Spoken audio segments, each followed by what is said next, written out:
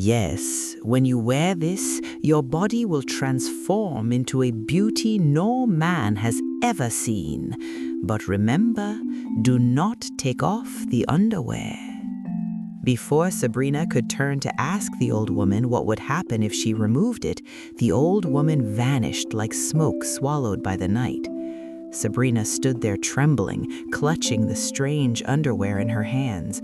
Her heart pounded not with excitement, but with fear. She had known suffering all her life, but magic? Magic was something told by old women near evening fires. But Sabrina's life had never been ordinary. She was born into a poor family in the quiet village of Uget. Everyone knew her, but never with kindness. Sabrina's body was thin like broomsticks, and her face, the villagers loved to whisper about it. "See her face, like God molded it in a hurry," they sneered. While other women in Uget had curves that danced like the rhythm of drums, Sabrina moved like a shadow carried by the wind, silent, unnoticed, unwanted. But hidden beneath all that mockery was a secret. Sabrina was born with a rare gift, a blessing she did not ask for, a blessing her mother whispered to her on her deathbed.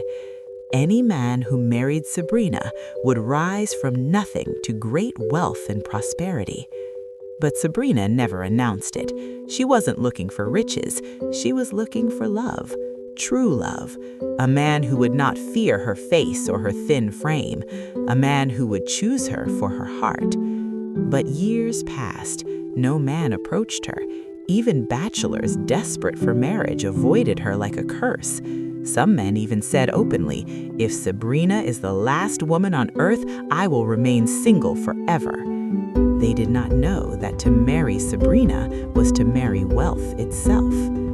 Sabrina accepted her fate quietly. She planted yams behind her hut. She fetched water from the river alone. She danced in her room to songs only her heart could hear, but she refused to lose hope.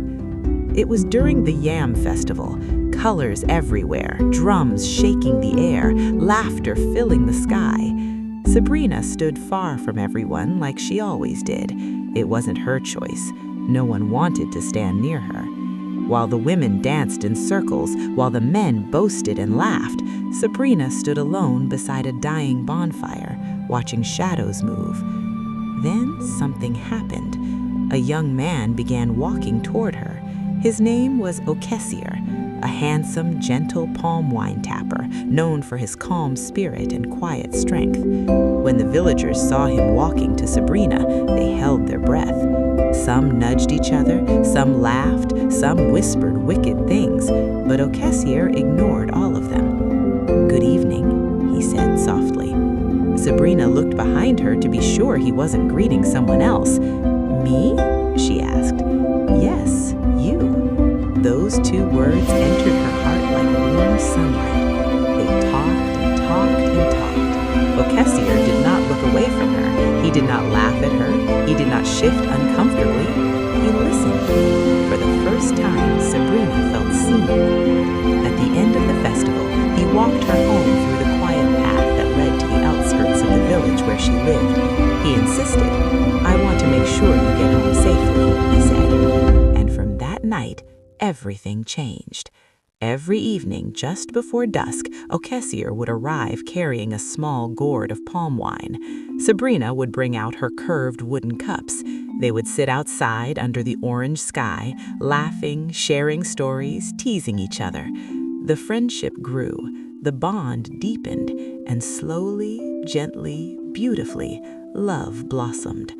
True love, pure love, the kind Sabrina had waited her whole life for.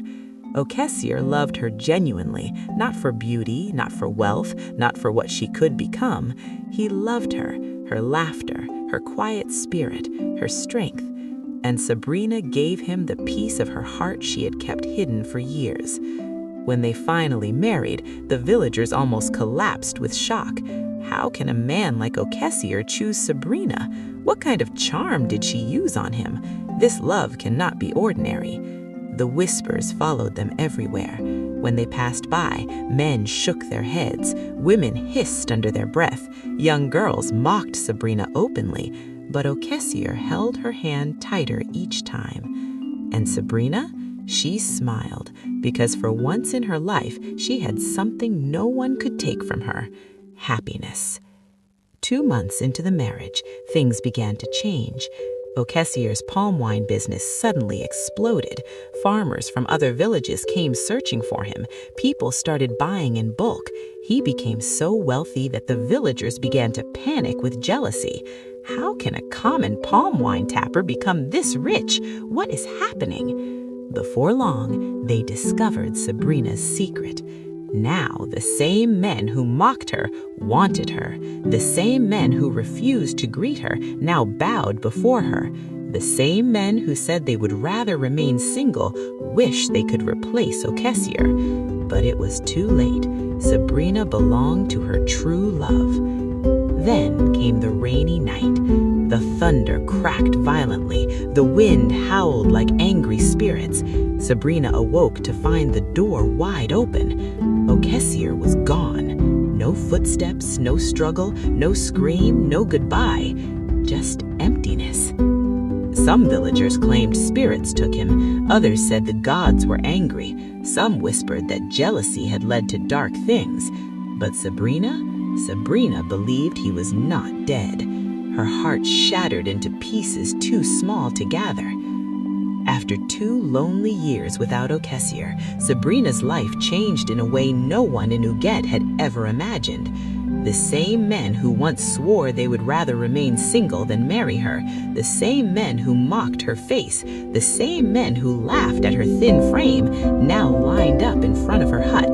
They formed a queue that stretched past the old udala tree. Men from neighboring villages traveled miles hoping to see her. Some wore their best wrappers, some brought goats, some brought yams, some cried like babies begging her to choose them. Sabrina had become the hottest cake in all Uget.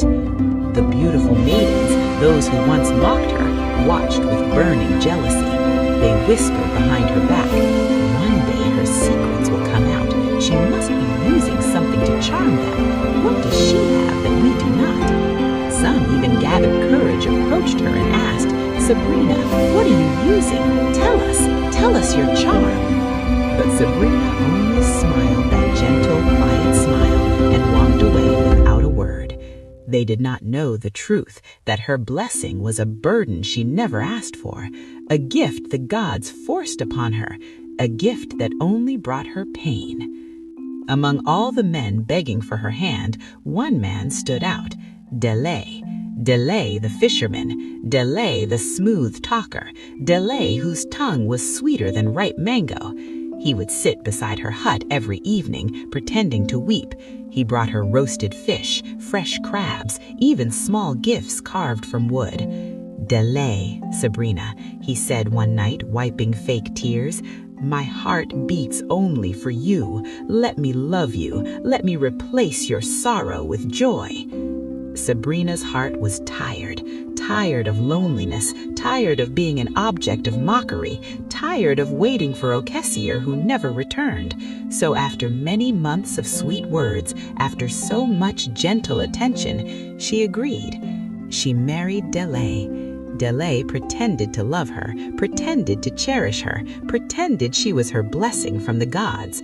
But once her gift began to work, once fish overflowed his nets every morning, once money filled his pockets, once people started calling him the richest fisherman in 3 villages, his true nature came out. He stopped coming home early, he stopped eating her meals, he stopped sleeping beside her. Then one hot afternoon, the truth exploded through the village like fire. Delay had run off with a young woman from Uget town, a girl with round hips, glowing skin, and laughter like bells. He left Sabrina without a goodbye, without shame, without a single glance back. For the second time, Sabrina broke. Soon the whole region knew her story.